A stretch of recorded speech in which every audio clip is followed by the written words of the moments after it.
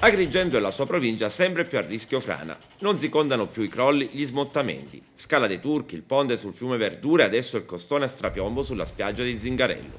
Un costone che continua a franare e a mettere a rischio alcune villette. L'ultimo crollo in ordine di tempo 2 giorni fa. Questa volta è venuta giù una grossa porzione di terreno che ha quasi lasciato in bilico una villetta costruita vicino al ciglio della collina. Nel settembre scorso era venuto giù un altro pezzo di costone, una situazione che crea allarmismo e preoccupazione tra i residenti. Immediate le prese di posizione delle associazioni ambientaliste. Mare Amico di Agrigento denuncia quanto avvenuto e chiede alla protezione civile l'abbattimento dell'abitazione. La zona è soggetta a frane e smottamento, l'ultimo dei quali è avvenuto lo scorso settembre.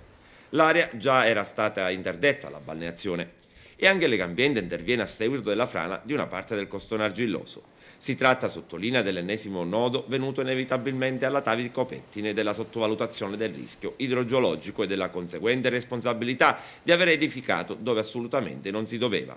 Ed è chiaro che si tratta di una irresponsabilità, si legge ancora, che deve essere suddivisa tra i privati che hanno realizzato quelle costruzioni nelle immediate vicinanze di un'area naturalmente soggetta a frane e smottamenti e alle amministrazioni che hanno chiuso gli occhi prima, durante e dopo l'avvenuta realizzazione di un gran numero di case di villeggiatura. Legambiente chiede al sindaco Zambuto di scrivere una pagina nuova nella storia della nostra città, senza aspettare che l'emergenza in questione produca ulteriori danni e magari si trasformi in tragedia irreparabile.